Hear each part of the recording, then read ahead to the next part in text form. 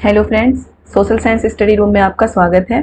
आज का वीडियो आपके लिए बहुत ही हेल्पफुल होने वाला है। बहुत ही इंपॉर्टेंट वीडियो है ये, बहुत ही इंपॉर्टेंट क्लास है ये।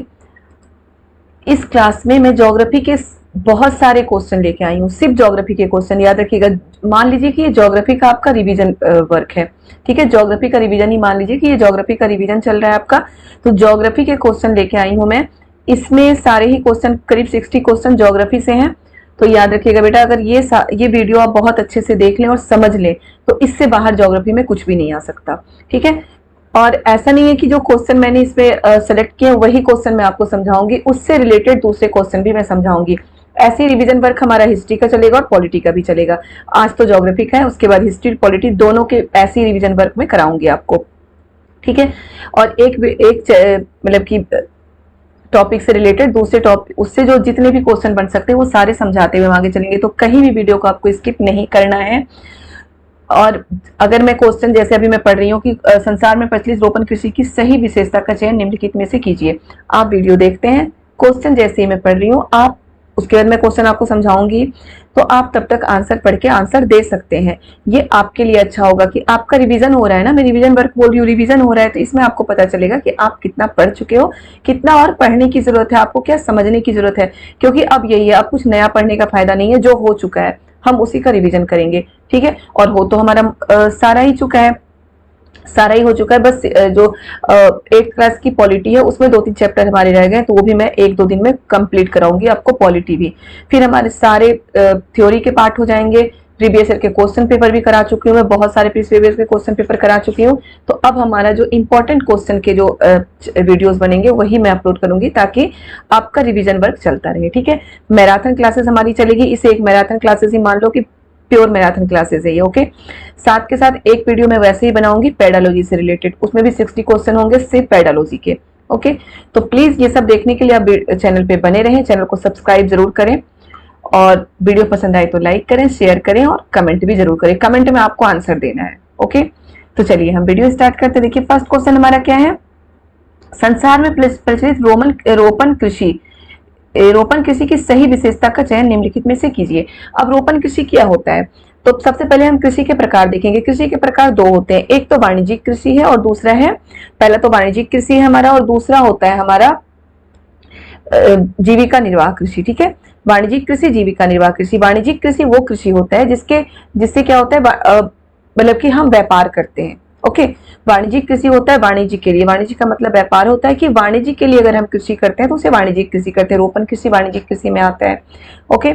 और जीविका निर्वाह कृषि क्या होता है कि वैसी फसल, मतलब वैसे फसल हम उपजा रहे हैं जिससे हम अपने जीवन यापन के लिए, मतलब जिन्हें हम डेली खाने के इस्तेमाल में लाते हो, जैसे चावल, गेहूं, दलहन, तिलहन, ये सभी क्या होता है, जीविका निर्वाह कृषि में आता है। जबकि वाणिज्यिक कृषि में आपका रोपण कृषि होता है। रोपण कृषि जैसे चाय, कॉफी, गन्ना, ये सारे रोपण कृषि के उदाहरण है। केले की फसल उपजाना, ये सारे क्या है, रोपण कृषि के उदाहरण है।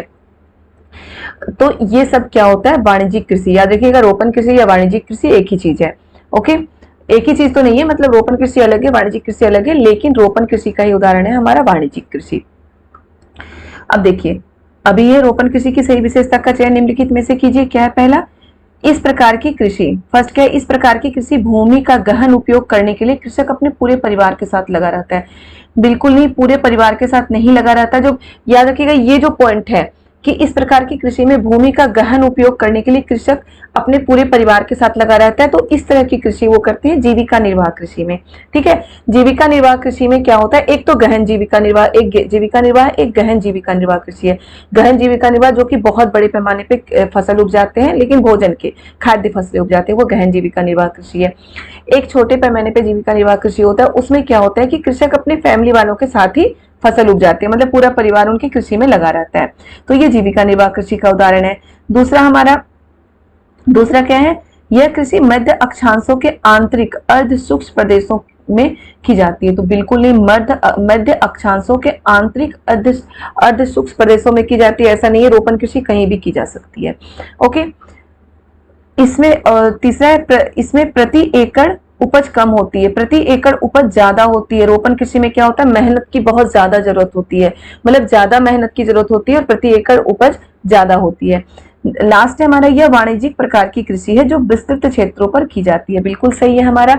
तो ऑप्शन नंबर 4 हमारा सही है कि ये क्या है, वाणिज्यिक कृषि का उदाहरण है। ठीक है, वाणिज्यिक कृषि का उदाहरण है, जो मैं आपको बता चुकी हूँ, वाणिज्यिक कृषि का उदाहरण है जो क्या होता है, विस्तृत प्रदेश में, मतलब कि बहुत बड़े क्षेत्र में किया जाता है। ठीक है, रोपण कृषि बहुत बड़े क्षेत्र में, चाय कॉफी आपने देखा छोटे छोटे से खेतों में थोड़ी ना चाय कॉफी उपजाया जाता है, बहुत बड़े क्षेत्रों में उपजाया जाता है। तो रोपण कृषि वाणिज्यिक कृषि का उदाहरण है जो क्या है, विस्तृत बड़े क्षेत्रों में किया जाता है।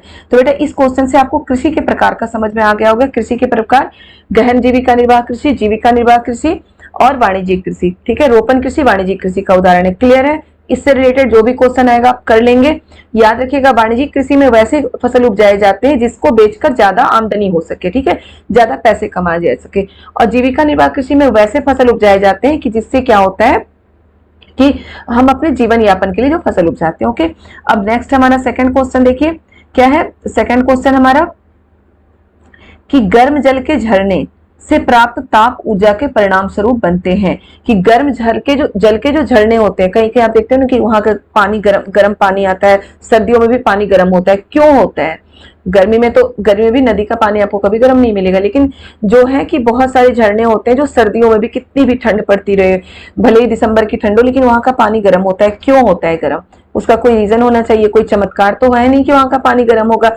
वो जमीन के अंदर जो ताप होता है, जमीन के अंदर जो गर्मी होती है, उसके कारण वो गर्म होता है। ठीक है, अब देखिए क्या है, भूतापीय ऊर्जा। तो बिल्कुल सही है, हमारा ऑप्शन नंबर फर्स्ट ही सही है कि भूतापीय ऊर्जा, यानी कि जमीन के अंदर की जो ऊर्जा है, भूतापीय ऊर्जा के कारण ही गर्म जल के झरने देखने को मिलते हैं। ठीक है, गर्म जल के झरने किस क्यों देखने की मिलते हैं? भूतापीय ऊर्जा, यानी कि जमीन के अंदर जो ऊर्जा है, जमीन के अंदर जो तपन है, उसके कारण ऊपर जो पानी है वो गर्म हो जाता है। दूसरा, हम ऑप्शन सारे ही देखेंगे। सौर ऊर्जा, सौर ऊर्जा के कारण कोई झरना, कोई पानी उतना गर्म नहीं हो सकता, गर्मी में गर्म हो सकता है, वो भी हमारे टैंक का पानी। पता है ना आपको, टंकी का पानी बहुत गर्मी में बहुत गर्म होता है, लेकिन नदियों का पानी, झरने का पानी गर्म नहीं होता इसके सूर्य की रोशनी से भी। फिर है ज्वारीय ऊर्जा, ज्वारीय ऊर्जा से भी कोई झरने का पानी गर्म नहीं होता। पवन ऊर्जा भी नहीं है। हमारा भूतापीय ऊर्जा, ज्वारीय ऊर्जा क्या होता है? ज्वार से जो, मतलब जहां पे बहुत तेज पानी की धार गिर रही है, उससे जो बिजली बनाई जाती है, ऊर्जा बनाई जाती है, उसे ज्वारीय ऊर्जा कहते हैं। उससे तो होता ही नहीं है। पवन ऊर्जा, पवन जो नहीं, कई बार आप देखे होंगे वो पंखे से लगाए रहते हैं, वो ज्यादा कहाँ पे पाया जाएगा आपका? पवन शक्ति होता है रेगिस्तान में पाया जाता है, क्योंकि वहां हवा बहुत तेज होती है, उससे भी ऊर्जा बनाया जाता है। ठीक है, उससे भी बिजली बनाई जाती है। तो ये सारे हमारे ऑप्शन नहीं है। जो गर्म झरने का जो सही ऑप्शन होगा वो होगा भूतापीय ऊर्जा। ठीक है, तो क्या है, गर्म जल के झरने भूतापीय ऊर्जा से प्राप्त ताप ऊर्जा के परिणाम स्वरूप बनते हैं। ओके, क्लियर है बेटा? अब नेक्स्ट क्वेश्चन हमारा है, लद्दाख में पाया जाने वाला यूरेनियम एक उदाहरण है। ये याद रखिएगा, संसाधन है जो हमारा चैप्टर 8 का चैप्टर है, फर्स्ट चैप्टर क्लास 8 में संसाधन। तो इससे रिलेटेड में आप संसाधन, पहले हमें समझना है कि संसाधन क्या है। मैं आपको पहले ही बता चुकी हूँ कि जो भी क्वेश्चन आएगा उसमें जो भी टॉपिक होगा उसको मैं आपको विस्तार में पूरे डिटेल में समझाऊंगी, ताकि उससे रिलेटेड आप क्वेश्चन सॉल्व करते चलिए। तो सबसे पहले हमें क्या देखना है, संसाधन क्या है। ठीक है, क्या है, लद्दाख में पाए जाने वाला यूरेनियम किस एक उदाहरण है, किसका उदाहरण है? तो यहाँ पे हमारे संसाधन ही दिख रहे हैं ना, निक्षेप संसाधन का, वास्तविक संसाधन का, संभाव्य संसाधन का, भंडार संसाधन का। संसाधन वर्ड हमें हर जगह दिख रहा है। ठीक है, तो सबसे पहले हम संसाधन समझेंगे कि संसाधन है क्या। तो याद रखिएगा, संसाधन क्या होता है कि वो सारी चीजें जो हमारे इस्तेमाल में आता है। ठीक है, वो सारी चीजें जो हमारे इस्तेमाल में आता है वो सभी क्या है, संसाधन है। पृथ्वी पर कोई भी ऐसा चीज नहीं है जिसे हम इस्तेमाल में नहीं लाते हैं, या फिर जो हमारे यूज के लायक नहीं है, कोई भी ऐसा चीज नहीं है। हर तरीके से, मतलब अलग अलग तरीके से जो भी चीजें हैं पृथ्वी पर वो हमारे इस्तेमाल में आता है। मनुष्य भी एक संसाधन है जिसको मानव संसाधन कहते हैं। ठीक है, मानव संसाधन को सबसे महत्वपूर्ण संसाधन माना गया है, सबसे इंपॉर्टेंट संसाधन माना गया है। क्यों? क्योंकि मानव ही है जो हर चीज को संसाधन बनाता है। मानव ही किसी चीज को संसाधन बनाता है ना। हमें तो किसी भी चीज को, जो मान लीजिए कोई खनिज है जमीन के अंदर है, वो निकालने वाला, बाहर निकालने वाला कौन है? उसे संसाधन बनाने वाला कौन है? खुद मानव है, हम है। तो इसीलिए मानव संसाधन सबसे महत्वपूर्ण संसाधन है। अब ये चीज आपके दिमाग में आता होगा कि मानव को संसाधन क्यों बोला गया है। मानव को संसाधन इसलिए बोला गया है कि हम सभी मानव एक दूसरे के, हम सभी जो मनुष्य एक दूसरे के किसी न किसी तरह से मदद करते हैं। मैं आपको पढ़ा रही हूँ, आपके लिए मैं संसाधन हूँ। आप किसी और को कुछ भी यहाँ तक कि आप अगर किसी वृद्ध को, किसी बूढ़े को रोड क्रॉस करा रहे हैं या फिर किसी भी जरूरतमंद को आप रोड क्रॉस करा रहे हैं, तो वो आप उनके लिए संसाधन बन गए। उनकी हेल्प तो कर रहे हैं आप, उनकी जरूरत की पूर्ति कर रहे हैं, तो आप उनके लिए संसाधन है। अगर कोई हो तो अपने छोटी भाई बहनों के लिए खाना बना रहे, छोटे भाई बहनों को तैयार करके स्कूल भेज रहा है, वो उसके लिए संसाधन है। हमारी मदर हमारे लिए खाना बनाती हैं, जब हम स्कूल जाते थे मम्मी खाना बना के देती थी, तो क्या हमारे लिए संसाधन है। तो इसी प्रकार क्या है कि हर मानव, ऐसा नहीं है कि जो डॉक्टर, इंजीनियर या फिर टीचर या फिर वैसे जो कि कोई जॉब करता हो या हमें इस तरह की कोई ज्ञान दे रहा हो, वो सिर्फ वही संसाधन है, ऐसा नहीं है। हर मानव किसी न किसी तरह से किसी दूसरे के लिए संसाधन है। ओके, और सबसे महत्वपूर्ण संसाधन मानव संसाधन को माना गया। संसाधन 3 प्रकार के होते हैं, प्राकृतिक संसाधन, मानव निर्मित संसाधन और मानव संसाधन। अब इन तीनों की डिटेल भी बताऊंगी मैं आपको।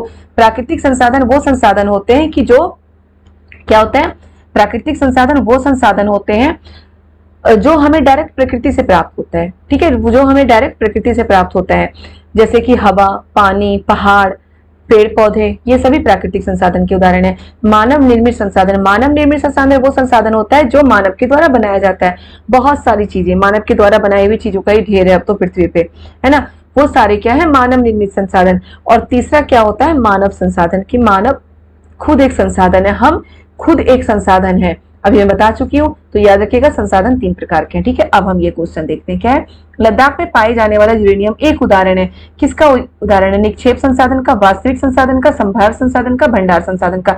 ये जो पॉइंट दिए गए हैं बेटा, ये सारे संसाधन के प्रकार हैं। निक्षेप यानी कि जो निकाला जा सकता है, वास्तविक संसाधन यानी कि जिसका हम इस्तेमाल कर रहे हैं, कोई भी खनिज हो जिसका, कोई भी संसाधन हो जिसका हम इस्तेमाल कर रहे हैं, वो वास्तविक संसाधन है, यानी कि वास्तव में वो है। संभाव्य संसाधन क्या होता है कि संभावना है, सब पता चल गया हमें कि वहां पे कोई संसाधन है, और संभावना है कि फ्यूचर में हमारे पास वैसे मशीनें हैं जिससे आ जाएंगे, जिससे फ्यूचर में हम उस संसाधन को वहां से निकाल सकते हैं, उसका इस्तेमाल कर सकते हैं। भंडार संसाधन क्या होता है कि हमें पता है कि कोई संसाधन कहीं पे है, उस संसाधन का भंडार वहां पे है और उसका इस्तेमाल अभी हम नहीं कर रहे हैं। ठीक है, तो जो यूरेनियम है, लद्दाख में यूरेनियम है, वो जमीन के बहुत अंदर है और अभी नहीं निकाला जा सकता, लेकिन ये संभावना है कि हम फ्यूचर में उसे निकाल के इस्तेमाल कर सकते हैं। तो ये क्या है, हमारे संभाव्य संसाधन का उदाहरण है। ओके, अब क्वेश्चन नंबर नेक्स्ट क्या है, अधिक गहराई में स्थित खनिज निक्षेपों तक पहुंचने के लिए गहरे छिद्र बनाए जाते हैं, इस प्रकार के खनन को कहा जाता है। अब क्या होता है, बहुत नीचे गहराई में कोई खनिज निक्षेप, जैसे कि मान लो पेट्रोलियम निकालने के लिए बहुत गहरे गहराई में एक खनिज निक्षेप, एक छिद्र ही तो बनाया जाएगा। ऐसे छिद्र का मतलब क्या, बिल्कुल पतली नली सी छिद्र बनाया जाता है, जिसे हम क्या मतलब कि कीप के तरह मान लो कि एक छिद्र बनाया जाता है ना, बहुत गहराई में स्थित खनिज निक्षेपों तक पहुंचने के लिए एक छिद्र बनाया जाता है, छिद्र की बात की गई। ठीक है, इस प्रकार के खनन को क्या कहते हैं, तो इस प्रकार के खनन को कूप की खनन कहते हैं, याद रखिएगा। इस प्रकार के खनन को क्या कहते हैं, कूप की खनन कहते हैं, यानी कि जहां पे छिद्र की बात आ जाएगी कि छिद्र बना के अगर हम कोई संसाधन को जमीन के अंदर से निकाल रहे हैं, तो वो कूप की खनन हो जाएगी। कीप समझते हैं ना, कूप कीप, जिससे कि मेहंदी लगाने की भी कीप होती है। ओके, तो वो देख रहे बिल्कुल ऐसी पतली सी होती है, तो वही छिद्र ही तो है, कैसी छिद्र होती है, इससे मेहंदी लगाते हैं। तो बस इससे अपने दिमाग में रखिएगा कि जहां पे छिद्र की बात आएगी वहां पे क्या आएगा, कूप की खनन। ठीक है, उत्खनन क्या होता है, उत्खनन का मतलब होता है कि ज्यादा गहराई में नहीं है, हल्के गहराई में वहां से हम खनिज को बाहर निकाल रहे हैं। विवृत खनन क्या होता है, विवृत खनन होता है कि पृथ्वी मतलब कि जब बिल्कुल प्रॉपर्टी के ऊपर ही बस थोड़ा सा हम वो हटाएंगे, मतलब कि शैल को हटाते ही हमें कोई खनिज मिल जाए, तो वो विवृत खनन है। प्रवेधन क्या होता है, प्रवेधन का मतलब होता है बहुत गहराई से कोई खनिज निकालना। यहाँ पे छिद्र की बात नहीं की गई है, यहाँ पे क्या है कि बहुत गहराई में गड्ढे करके जो भी करके वहां से कोई खनिज निकालना, वो प्रवेधन है। तो क्लियर हो गया होगा बेटा आपको खनिजों के बारे में कि किस किस तरह के उत्खनन, विवृत खनन, कूप की खनन और प्रवेधन। ओके, अब हम नेक्स्ट देखते हैं। नेक्स्ट क्या है, वायुमंडल का मिलान कीजिए और सही उत्तर का चयन कीजिए।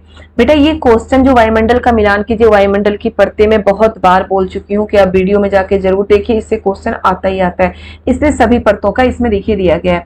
वायुमंडल की परतें, सबसे पहला जो परत होता है, मैं यहाँ से बता रही हूँ, वायुमंडल की परतें जो सबसे पहला परत होता है कौन सा है, सबसे पहला होता है हमारा क्षोभ मंडल। ओके, उसके बाद होता है हमारा समताप मंडल, फिर होता है मध्य मंडल, फिर होता है बाह्य वायुमंडल और उसके बाद होता है वायुमंडल। ठीक है, उसके बाद होता है वायुमंडल, वायुमंडल। इस क्लियर है। क्षोभ मंडल में क्या होता है, मैं पहले आपको ये क्लियर करूंगी, उसके बाद मिलान करेंगे। क्षोभ मंडल में क्या होता है, मौसम संबंधी सारी घटनाएं हमारे क्षोभ मंडल में होती है, जैसे बादल का बनना, बारिश होना, हवा, आंधी तूफान आना। और क्षोभ मंडल में क्या होता है, मौसम ये टेम्परेचर बहुत तेजी से घटता बढ़ता है, ठीक है।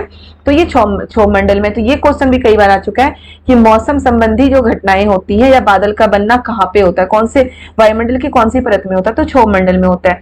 उसके बाद हमारा समताप मंडल है। समताप मंडल में क्या होता है, नाम से ही क्लियर है, समताप यानी कि वहां का तापमान बिल्कुल समान होता है, वहां तापमान घटता बढ़ता नहीं है। ठीक है। तो समताप मंडल में हमारा क्या है, तापमान घटता बढ़ता नहीं है। समताप मंडल की तीन विशेषताएं, पहला तो तापमान घटता बढ़ता नहीं है, दूसरा वायुयान उड़ाने के लिए ये आदर्श माना जाता है, और तीसरा क्या है, यहाँ पे ओजोन की परत है, समताप मंडल में ही ओजोन की परत है। ये तो तीन विशेषताएं। अब जो दूसरा विशेषता बताई थी कि वायुयान उड़ाने के लिए आदर्श माना जाता है समताप मंडल, क्यों, क्योंकि यहाँ पे तापमान घटता बढ़ता नहीं है, इसलिए जब पृथ्वी से एरोप्लेन जब ऊपर की ओर जाती है तो जो सीधी उड़ती है तो समताप मंडल में उड़ती है, ठीक है, क्योंकि वहां पे कोई डिस्टर्बेंस नहीं होती, कोई बादल आंधी तूफान नहीं है, तो वहां पे एरोप्लेन को कोई डिस्टर्बेंस नहीं होती। उसके बाद है मध्यमंडल। मध्यमंडल भी हमारा बहुत ही इंपॉर्टेंट है कि जो उल्का पिंड, आसमान से जो उल्का पिंड पृथ्वी की ओर आता है, मध्यमंडल में एक ऐसी गैस पाई जाती है जहां पे वो ब्लास्ट हो जाता है, फट जाता है उस गैस के कारण, और वो मतलब कि फट जाने के कारण बिखर जाता है, वो उल्का पिंड हमारे पृथ्वी तक नहीं पहुंच पाता, वरना वो उल्का पिंड अगर पृथ्वी तक पहुंच जाए तो पृथ्वी का बहुत ज्यादा नुकसान हो जाता है। कभी कभी कुछ उल्का पिंड पृथ्वी तक पहुंच ही जाते, हो सकता है वो टूटा हुआ पार्ट, उससे भी बहुत बड़े बड़े गहरे गड्ढे हो जाते हैं, ठीक है।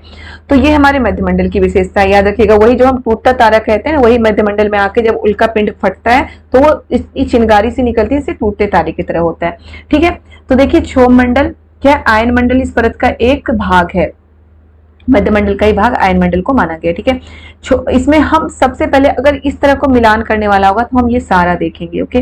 तो सबसे पहले हम क्या देखते हैं, आयन मंडल, याद रखिएगा आयन मंडल मध्यमंडल को भी बोला गया, मध्यमंडल का ही दूसरा नाम क्या है, आयन मंडल। ये हमेशा आप याद रखिएगा कि मध्यमंडल का दूसरा नाम आयन मंडल है। क्षोभ मंडल आयन मंडल का भाग है, तो यहाँ पे क्या आ जाएगा, मध्यमंडल, ओके। सी का हमारा क्या हो जाएगा, 1। फिर है अंतरिक्ष से प्रवेश करने वाले उल्कापिंड इस परत में आने पर जल जाते हैं। एक सेकंड, अभी तो सी का मैं 1 बोल रही थी, अभी हम देखते हैं क्षोभ मंडल का, सबसे पहले हम देखते हैं, ठीक है। क्षोभ मंडल क्या है, आयन मंडल इस परत का एक भाग है, अंतरिक्ष से प्रवेश करने वाले उल्कापिंड इसमें ओजोन गैस की परत पाई जाती है, ओके। तो ए का हमारा हो जाएगा 3, ए का क्या होगा 3, ठीक है। समताप मंडल, समताप मंडल क्या बताया था मैंने, मौसम की लगभग सभी घटनाएं इस परत में घटित होती है। सॉरी बेटा, मैं थोड़ा सा कंफ्यूज हो गई हूँ इसमें, तो हम फिर से इसको करते हैं। इसमें थोड़ी सी कंफ्यूजन हो गई है कि इरेजर मुझे दिख नहीं रहा, वरना मैं इरेज करके आपको बताती। चलिए कोई बात नहीं, हम ये देखते हैं कि अभी जो मैंने बताया, मैं आपको बता चुकी हूँ, वही चीज मैं गलत कर रही हूँ। ओजोन की परत हमारे कहाँ पे पाया जाता है, समताप मंडल में, ओके। तो ये हमारा गलत है, जो क्षोभ मंडल है, तो ये गलती प्लीज मत करिएगा। देखिए मैंने अभी मतलब सारा कुछ बता के मैं खुद गलती कर रही हूँ यहाँ पे, है ना। तो इस गलती से आप, मेरी गलती से आप जरूर सीखिएगा कि सारा कुछ अभी सारी डिटेल बता के मैं खुद गलती कर रही हूँ। तो क्या है क्षोभ मंडल क्या होता है, क्षोभ मंडल मौसम संबंधी सारी घटनाएं हमारे कहाँ पे होती है, क्षोभ मंडल में। अभी मैंने ये बताया था ना कि मौसम संबंधी सारी घटनाएं क्षोभ मंडल में होती है, और मिलान करते समय गलत कर गई। समताप मंडल क्या होता है, ओजोन गैस की परत पाई जाती है समताप मंडल में, ठीक है। तो फर्स्ट का क्या होगा 4, तो यहाँ पे हम देखते हैं फर्स्ट का क्या है हमारा 4, ओके। समताप मंडल क्या है, समताप मंडल मौसम संबंधी सभी घटनाएं होते हैं, फर्स्ट का हमारा 4 है, बी का हमारा क्या होता है 3, सही है। मध्यमंडल सी का 2, मध्यमंडल क्या है, अंतरिक्ष में से प्रवेश करने वाले उल्कापिंड इस परत में जल जाते हैं, बिल्कुल सही, अंतरिक्ष में प्रवेश करने वाले उल्कापिंड इस परत में जलते हैं। आयन मंडल बाह्य वायुमंडल को बोला जाता है, ठीक है, बाह्य वायुमंडल को, मध्यमंडल के बाद जो आता है, मध्यमंडल के बाद आता है बाह्य वायुमंडल। इसमें ना जो रेडियो तरंगे हमारे पृथ्वी तक पहुंचती है, बताना मैं भूल गई थी, वो सारे कहां से पहुंचती है, बाह्य वायुमंडल से, क्लियर है। तो डी का हमारा क्या हो जाएगा 1, ठीक है। तो फर्स्ट का ए का 4, बी का 3, मतलब क्षोभ मंडल का हमारा क्या होगा, क्षोभ मंडल में मौसम संबंधी सारी घटनाएं होती हैं, याद रखिएगा। यहाँ पे चलिए मैं लिख देती हूँ ए, ओके। बी का कौन सा है 3, ओजोन की गैस पाई जाती है बी में, क्लियर है बेटा, ओजोन की गैस पाई जाती है। मध्यमंडल मध्यमंडल यानी कि अंतरिक्ष में आके उल्का पिंड इसमें जल जाते हैं, सी, और ये हो जाएगा हमारा डी। ओके, क्योंकि मिलाने में थोड़ी सी गलती हो गई थी, कंफ्यूजन, इसलिए मैं यहाँ पे आपके ऑप्शन लिख रही हूँ। क्लियर है? तो बिल्कुल सही से जो गलती मुझसे अभी हुई, गलती आपको नहीं करना है। और जो ये वायुमंडल की परतें, आप जाके जरूर देखिएगा। ओके, बहुत जरूरी है बेटा देखना, वायुमंडल की परतों से क्वेश्चन आता है। चलिए नेक्स्ट क्वेश्चन देखते हैं। निम्नलिखित स्थलाकृतियों में किसमें छत्रक शैल पाए जाते हैं? ऐसे क्वेश्चन भी आते हैं, छत्रक शैल, पुलीन। समुद्र के बारे में मैं आपको कई बार बता चुकी हूँ, समुद्र के बारे में क्या है कि, चलिए पहले मैं ये क्वेश्चन सॉल्व करते हैं। निम्नलिखित स्थिति स्थलाकृतियों में किसमें छत्रक शैल पाए जाते हैं? छत्रक शैल क्या होता है?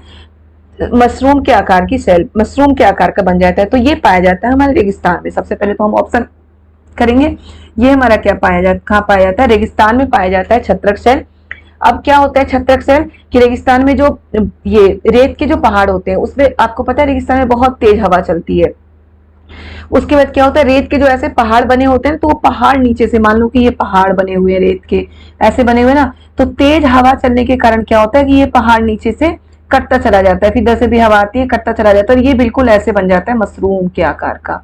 ओके, ये ऐसे पहाड़ बन जाता है मशरूम के आकार का, तो इसे ही छत्रक शैल कहते हैं। ठीक है, इसे ही छत्रक शैल कहते हैं। तो याद रखिएगा, छत्रक शैल रेगिस्तान में पाया जाता है। ठीक है, और इससे रिलेटेड जितने भी हैं छत्रक शैल और भी बहुत सारी चीजें हैं, तो आपको जाके मेरे वीडियो में जरूर ये सर्च करना है, देखना। जो पढ़ चुके हैं ज्योग्राफी, वो तो बहुत अच्छे से ज्योग्राफी के जो थ्योरी क्लासेस जो अटेंड कर चुके हैं, जो पढ़ चुके हैं, मेरे वीडियो देख चुके हैं, उसके लिए बहुत बेनिफिट होगा। वो क्वेश्चन का आंसर फटाफट देते जाएंगे, मुझे पता है। उसके बाद जो समुद्र में पाए जाते, माने समुद्री गुफा, स्टैक, इस तरह की चीजें होती है ना, समुद्री गुफा, स्टैक, समुद्री मेहराब, इस तरह की चीजें होती है। समुद्री गुफा, समुद्री स्टैक और समुद्री मेहराब, ये भी आपको मैं थोड़ा सा देखिए, समुद्री गुफा है भी यहाँ पे, समुद्री गुफा। ठीक है, तो समुद्री गुफा समुद्र में पाया जाता है, छत्रक शैल रेगिस्तान में पाया जाता है। डेल्टा कहाँ है?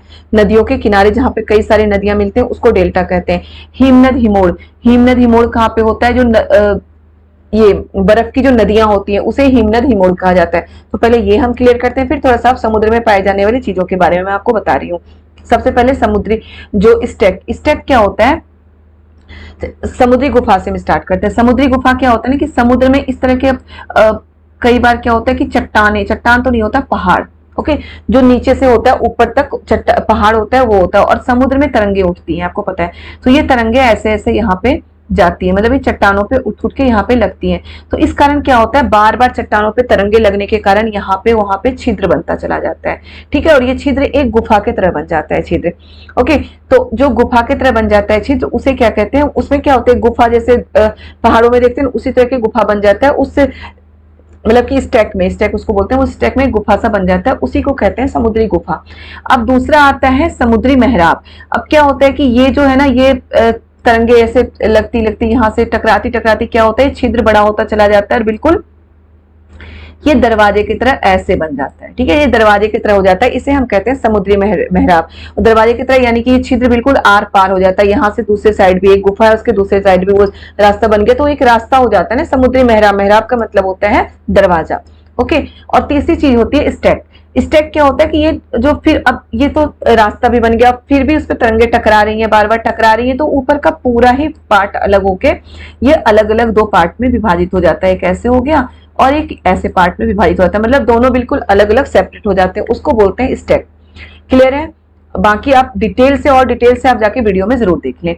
ओके, हम नेक्स्ट क्वेश्चन देखते हैं। नेक्स्ट क्वेश्चन है, निम्नलिखित स्वरूपों में से किसके खनिज निक्षेपों की प्रचुरता पाई जाती है? निम्नलिखित स्थल रूपों में से किसमें खनिज निक्षेप की प्रचुरता पाई जाती है? तो मैं बहुत बार बता चुकी हूँ, पठारों में, जो हमारे पठार होते हैं उसमें बहुत ज्यादा खनिज पाए जाते हैं। ठीक है, तो ऑप्शन देखिए, घाटी, मैदान, पर्वत, पठार। तो पठार में बहुत ज्यादा खनिज पाए जाते हैं, खनिज निक्षेपों की प्रचुरता पाई जाती है। ठीक है, मैदान में आबादी बहुत ज्यादा होती है। देखिए मैदान में क्या होता है, आबादी बहुत ज्यादा होती है। पर्वत की विशेषता क्या है कि पर्वतों पे आबादी कम होती है, वहां का एटमॉस्फेयर अच्छा होता है, लेकिन वहां पे आबादी कम होती है क्योंकि वहां जीवन बहुत कठिन है। ठीक है, घाटी, नदी घाटियां जो होती हैं तो वो है, लेकिन इन सब के बारे में आपको क्लियर रखना है कि पठार में खनिजों की प्रचुरता, बहुत ज्यादा खनिज पाया जाता है। ठीक है, पठार में बहुत तरीके के खनिज पाए जाते हैं। पर्वतों पे आबादी कम होती है, वहां का एटमॉस्फेयर अच्छा होता है, लेकिन आबादी कम होती है। मैदान में क्या होता है, मैदान में आबादी ज्यादा होती है, और मैदानों की जो मतलब कि वहां पे हर तरह की सुविधा लोगों को मिल जाती है, इसलिए वहां पे आबादी ज्यादा होती है।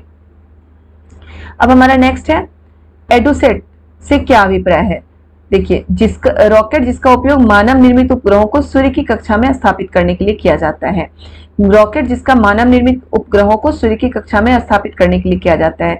दूसरा, सौर मंडल में खोजा गया एक नया ग्रह। तीसरा, एक क्षुद्र ग्रह जो मंगल और बृहस्पति की कक्षाओं के बीच पाया जाता है। चौथा है एक मानव निर्मित उपग्रह। तो एडुसेट जो है एक मानव निर्मित उपग्रह है बेटा, बिल्कुल आपको याद रखना है। जो हमारे पृथ्वी का मानव निर्मित उपग्रह है एडुसेट, और जो प्राकृतिक उपग्रह है वो चंद्रमा है। क्लियर है। अब हम नेक्स्ट करेंगे। नेक्स्ट क्या है, निम्नलिखित में से कौन सी भूकंपीय तरंगे नहीं है। निम्नलिखित में से कौन सी भूकंपीय तरंगे नहीं है। तो हमारी जो भूकंपीय तरंगे होती हैं, 3 तरह की तरंगे होती हैं, पृष्ठीय तरंगे, अनुदैर्ध्य तरंगे और अनुप्रस्थ तरंगे। ठीक है, पृष्ठीय तरंगे, अनुदैर्ध्य तरंगे और अनुप्रस्थ तरंगे, बिल्कुल याद रखना है आपको। इससे रिलेटेड क्वेश्चन कई बार आ चुका है। कई बार ये तो अलग अलग चीजें दे देगा, ये पूछ लेगा इसमें भूकंपीय तरंगे क्या है। तो हमें सिर्फ ये नहीं इसको रखना है कि कौन सी नहीं है, हमें ये भी रटना है कि रटना नहीं है, याद करना है कि कौन सी भूकंपीय तरंगे हैं। तो पृष्ठीय तरंगे, अनुदैर्ध्य तरंगे और अनुप्रस्थ तरंगे, ये हमारी भूकंपीय तरंगे हैं। और जो पोताश्रय तरंगे हैं, पोताश्रय तरंगे तो होता है समुद्र में। वो क्या होता है कि जो समुद्र में जो हवा मतलब की तरंगे उठती है ना, उसे पोताश्रय तरंगे बोलते हैं। उसे पोताश्रय तरंगे इसलिए बोला जाता है क्योंकि उससे जो नाव होते हैं, जो मछुआरे जाते हैं मछली पकड़ने के लिए, उनके नाव को किनारे तक ले जाने में सहायता मिलती है, इसलिए उस तरंगों को क्या बोलते हैं, पोताश्रय तरंगे। क्लियर है। ये क्वेश्चन भी आ सकता है कि समुद्र में उठने वाली तरंगे जिससे मछुआरों को किनारे तक जाने में मदद मिलती है, उस तरंगों को क्या बोलते हैं, तो उसे बोलते हैं पोताश्रय तरंगे। पोताश्रय यानी कि समुद्र का किनारा, वहां तक नाव पहुंचाने में मदद मिलती है। ओके, नेक्स्ट क्वेश्चन देखते हैं। मोनाकी पर्वत जिसे हवाई द्वीप भी कहा गया है, द्वीप किसे कहते हैं। सबसे पहले ये देखते हैं, द्वीप उसे कहते हैं जो चारों तरफ से पानी से घिरा हुआ, उसे द्वीप कहते हैं। ओके, द्वीप उसे बोलते हैं चारों तरफ से पानी से घिरा हुआ है। ओके, तो ये है मोनाकी पर्वत, सागर की सतह के नीचे स्थित है और उसकी ऊंचाई एवरेस्ट पर्वत से भी अधिक है। यह निम्नलिखित महासागरों में से किसमें स्थित है। तो जो हमारा मोनाकी पर्वत है, आपको मैं ये भी ज्योग्राफी में पढ़ा चुकी हूँ। जो मोनाकी पर्वत है वो प्रशांत महासागर में स्थित है। ठीक है, प्रशांत महासागर, सारे महासागरों की विशेषता बता चुकी हूँ बहुत डिटेल में। और मैं जो आपको मैराथन क्लासेस मैंने अभी कराए हैं, 1.25 घंटे की क्लास है बेटा। 1.25 घंटे की क्लास में बहुत सारी चीजें कवर हो गई हैं उसमें, तो वो मैराथन क्लासेस आप जरूर अटेंड करें। ठीक है, वो मैं वीडियो अपलोड कर चुकी है, पूरी 6 उसमें कवर है। 1.25 घंटे की मतलब 1 घंटा 40 मिनट की क्लास है और पूरी 6 उसमें कवर है ज्योग्राफी। ठीक है, ज्योग्राफी की उससे बहुत सारे क्वेश्चन आपके आएंगे, मैं बार बार बोल रही हूँ, उससे बहुत सारे क्वेश्चन आएंगे, तो वो आपको जरूर देखना है। ओके, तो उसी में ये भी है कि मोनाकी पर्वत सागर की सतह के नीचे स्थित है। उसकी तो प्रशांत महासागर, हिंद महासागर, अटलांटिक महासागर, प्रशांत महासागर, आर्कटिक महासागर। तो हमारा प्रशांत महासागर जो है उसमें मोनाकी पर्वत है। मोनाकी पर्वत की वो मोनाकी पर्वत जो समुद्र की गहराई से लेके मतलब इतना ऊंचा है कि समुद्र की मतलब कि ऊपर तक एक हवाई द्वीप बनाता है। और मोनाकी पर्वत की जो ऊंचाई है वो एवरेस्ट की चोटी से भी ज्यादा है, मतलब एवरेस्ट से भी ज्यादा ऊंचाई है। विश्व की सबसे ऊंची चोटी मान सकते हैं उसको, सबसे ऊंचा पर्वत मान सकते हैं मोनाकी पर्वत को। ठीक है, अब मेरियाना गर्त याद रखिएगा, मोनाकी पर्वत और मेरियाना गर्त। मेरियाना गर्त, गर्त का मतलब होता है गहरा, वो सबसे गहरा गर्त है, वो भी कहाँ पे है, प्रशांत महासागर में ही है। मेरियाना गर्त और मोनाकी पर्वत दोनों ही प्रशांत महासागर में, याद रखिएगा। प्रशांत महासागर की और विशेषता क्या है कि प्रशांत महासागर वृत्ताकार है, लगभग वृत्ताकार है प्रशांत महासागर।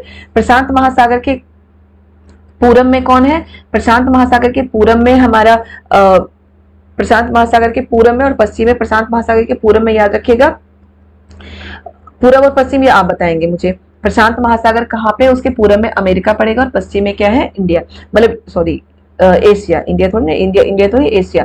तो ये है पूरब पश्चिम, ये भी पूछ लिया जाता है, तो मैं आपको बहुत डिटेल में उसे पढ़ा चुकी हूँ, आपको उसको डिटेल बहुत अच्छे से समझना है। ओके, हिंद महासागर के बारे में, अटलांटिक महासागर, आर्कटिक महासागर, सबकी विशेषता उसमें बताई गई है।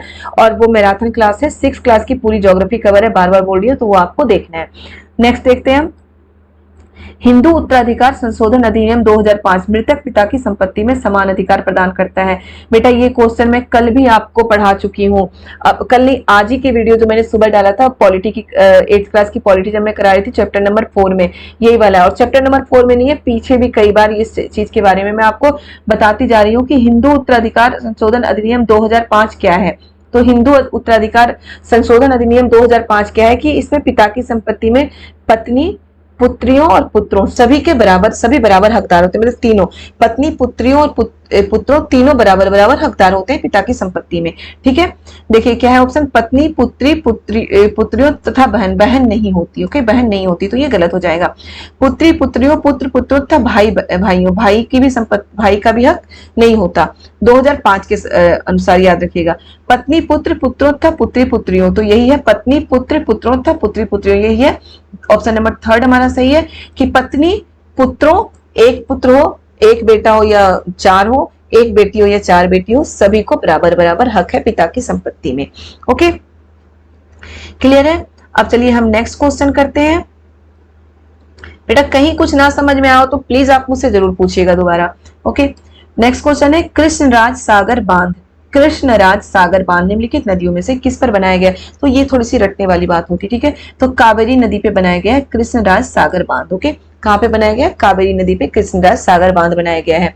ये सारी जो नदियां हैं दक्षिण भारत की नदियां हैं, याद रखिएगा सारी नदियां कहाँ हैं? दक्षिण भारत की नदियां हैं। ओके, नेक्स्ट है, उद्योग के निम्नलिखित प्रकारों से टोकरी बुनाई किसका उदाहरण है? टोकरी बुनाई किसका उदाहरण है? टोकरी बुनाई क्या होता है? छोटे छोटे जो गांव में लघु उद्योग बोल सकते हैं, या छोटे छोटे जो कुटीर उद्योग उसको हम बोलते हैं, कहीं लघु उद्योग कहीं कुटीर उद्योग। क्या होता है? उद्योग कई प्रकार है लेकिन वो छोटे छोटे पैमाने पर होते हैं, कोई घर के लोग ही मिलकर बनाते हैं उसे बेचते हैं, तो ये होता है लघु उद्योग या फिर कुटीर उद्योग। तो हमारा क्या होगा? लघु उद्योग या फिर कुटीर उद्योग। छोटी टोकरी बुनाई का है ना, टोकरी बुनाई किसका उदाहरण? तो लघु उद्योग का उदाहरण है। ठीक है, बृहत उद्योग क्या होता है? बहुत बड़े पैमाने पे जो उद्योग किया जाता है, वो एक अकेला व्यक्ति नहीं कर सकता, वो या तो सरकार के द्वारा होता है या फिर बहुत बड़े बिजनेसमैन या फिर गवर्नमेंट और मतलब कि राज्य सरकार या फिर कोई बड़ा व्यापारी मिलकर इस प्रकार का उद्योग करता है। सहकारी उद्योग क्या होता है? सहकारी में होता है सरकार और कोई व्यक्ति, सरकार और व्यक्ति मिलकर सहकारी उद्योग करते हैं। संयुक्त उद्योग यानी कि कुछ लोग मिलकर करते हैं, और कई लोग मिलकर कोई उद्योग चलाते हैं, उसे संयुक्त उद्योग कहते हैं। क्लियर है बेटा? अब हम नेक्स्ट देखते हैं, पृथ्वी की सतह के निकट स्थित खनिजों को बाहर निकालने के लिए निम्नलिखित में से किस विधि का प्रयोग किया जाता है? अभी हम पढ़ चुके थे, अब फिर से वही आ गया। पृथ्वी की सतह के निकट स्थित खनिज को बाहर निकालने के लिए निम्नलिखित में से किस विधि का प्रयोग किया जाता है? कूप की खनन, कूप की खनन, यानी जहां पे छिद्र की बात होगी वहां पे होगा कूप की खनन। विपरीत खनन, विपरीत खनन भी मैं बता चुकी हूँ कि पृथ्वी के अंदर ही होता है, इसमें क्या बताया गया? बिल्कुल सतह के निकट। ओके, सतह के निकट की बात की गई है, और मैंने क्या बताया कि सेल हटा के वहां से निकाला जाता है, उसे क्या बोलते हैं? विपरीत खनन। सेल को हटाया जा रहा है, बिल्कुल सतह के नहीं, सेल के नीचे है वो।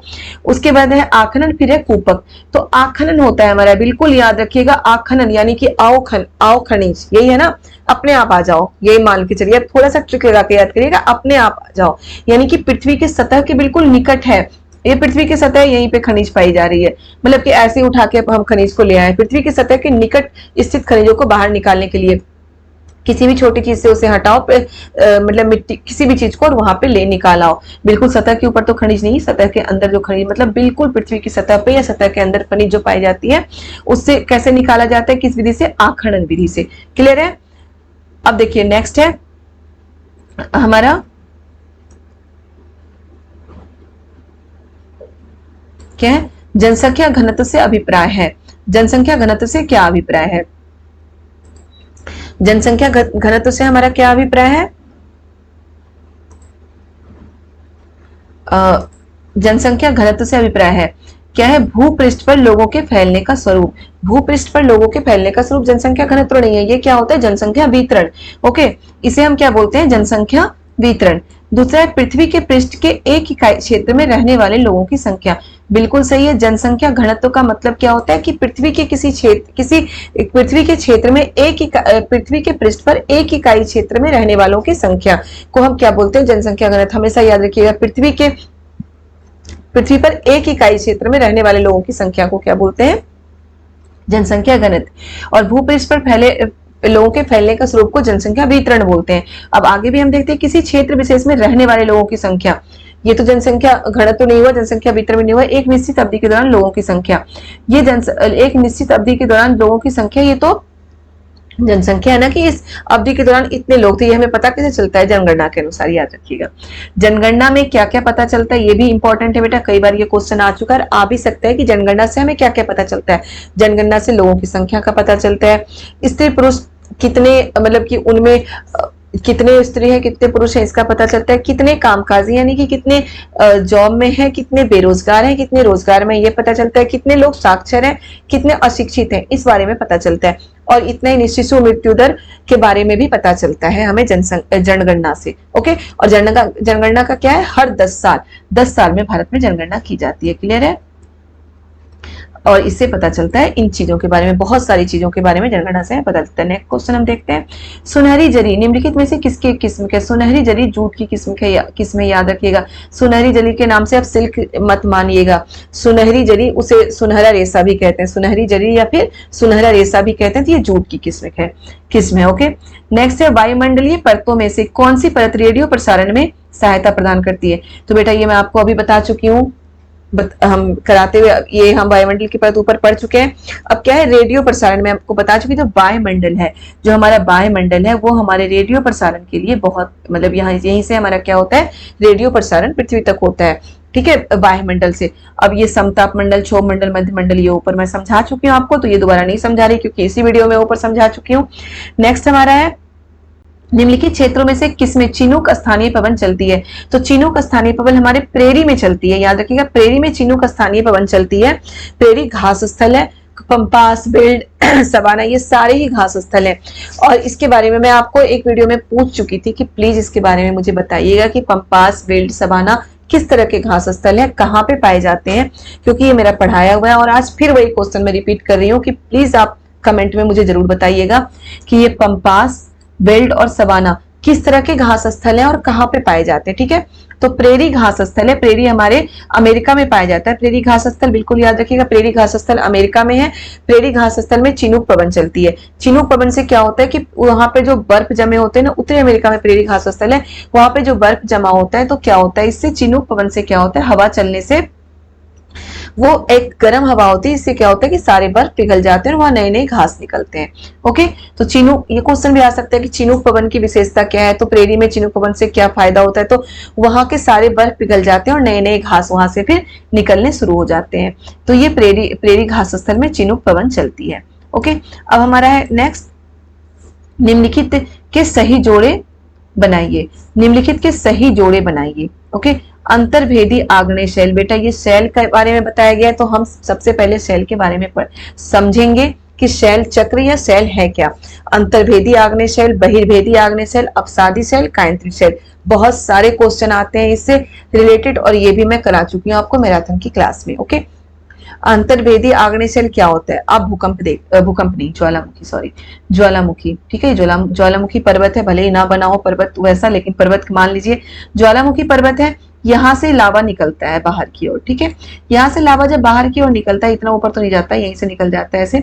इसमें क्या होता है कि कुछ लावा, अब ज्वालामुखी पर्वत से लावा निकलता क्यों है, ज्वालामुखी फटता क्यों है, जमीन के अंदर बहुत ही आग का लिक्विड, मान लो लावा किसे बोलते हैं, आग के लिक्विड को, जमीन के बहुत अंदर, जिसे हम क्रोड कहते हैं, क्रोड में आग का लिक्विड पाया जाता है पृथ्वी के अंदर। ठीक है, तो पृथ्वी के अंदर आग का लिक्विड पाया जाता है, तो कोई चीज अगर हम बहुत ज्यादा गर्म करेंगे तो वो कहाँ जाएगा, आप पानी अपने गैस पे रख दीजिए, ऊपर से ढक दीजिए ढक्कन से, और पानी बहुत ज्यादा उबालिए पानी को, तो वो कहाँ जाएगा, ऊपर की ओर आएगा, वो बाहर निकलने का रास्ता ढूंढता है उबलने के बाद, गर्म होने के बाद। वही चीज हमारी लावा के साथ है कि लावा के साथ क्या होता है, लावा जब बहुत ज्यादा गर्म होता है तो बाहर निकलने का रास्ता ढूंढता है, तो वो कहीं से भी जो उसे छिद्र मिलता है बाहर निकलने की, छिद्र से बाहर निकलता है। तो ज्वालामुखी पर्वत के बारे में ऐसे ही पता चल जाता है कि कहाँ पे, किसी के बारे में बताया था ये ज्वालामुखी पर्वत है, क्योंकि उसमें जमीन के अंदर से एक छिद्र बनी होती है, उसे ज्वालामुखी पर्वत बोलते हैं। तो ये लावा ज्वालामुखी पर्वत से ही बाहर निकलता है, यहाँ पे छिद्र होते हैं तो वहां से वो बाहर निकलता है। बाहर निकलते समय क्या होता है, लावा, कुछ लावा यहीं पे, मतलब पर्वत के अंदर ही यहीं पे ठंडा हो जाता है। ठीक है, यहीं पे ठंडा हो जाता है, वो बाहर निकल ही नहीं पाता, तो उसे हम बोलते हैं अंतर्भेदी आग्नेय शैल। ठीक है, आग्नेय शैल ये आग का ही शैल है ना, वो आग से ही बना है, लेकिन क्या है अंदर ही बना है, तो इसलिए हम इसको क्या बोलते हैं, अंतर्भेदी आग्नेय शैल। उसके बाद क्या होता है, कुछ लावा बाहर निकल के बहुत तेजी से हवा के संपर्क में जैसे आएगा, बहुत तेजी से ठंडा होता है बाहर, तो उसे हम क्या बोलते हैं, बहिर्भेदी आग्नेय शैल। याद रखिएगा, ये दोनों ही आग्नेय शैल है। जो लावा सबसे पहले ठंडा होता है तो वो दोनों ही आग्नेय शैल है, जो ज्वालामुखी पर्वत के अंदर से ठंडा हो गया वो अंतर्भेदी यानी कि अंदर, और जो बाहर ठंडा हुआ है वो बहिर्भेदी आग्नेय शैल हुआ, जो दोनों ही शैल के रूप में परिवर्तित हो जाता है, लेकिन एक अंदर एक बाहर। उसके बाद होता है अवसादी शैल। अवसादी शैल क्या होता है, बहुत ज्यादा तेज हवा, उस सब के कारण क्या होता है, सेल टूट फूट के जहां तहां बिखरने लगते हैं, और बिखरने के कारण क्या होता है, छोटे छोटे जीव जंतु जो जीवाश्म होते हैं उन सेलों के नीचे दब के मर जाते हैं। ओके, तो उसे ही अपसादी सेल बोलते हैं। जो इधर उधर बिखर गए हैं ना, उसे अपसादी सेल बोलते हैं। याद रखिएगा कि इस अपसादी सेल से क्वेश्चन आ चुका है कई बार कि कौन से सेल में जीवाश्म पाए जाते हैं, तो अपसादी सेल में जीवाश्म पाए जाते हैं। अभी मैं आपको बता चुकी हूँ कि छोटे छोटे जीवाश्म जीव जंतु उसमें छोटे छोटे जो होते हैं उस सेलों के नीचे दब के मर जाते हैं, इसलिए अपसादी सेल में जीवाश्म पाए जाते हैं। अपसादी सेल समझ में आ गया।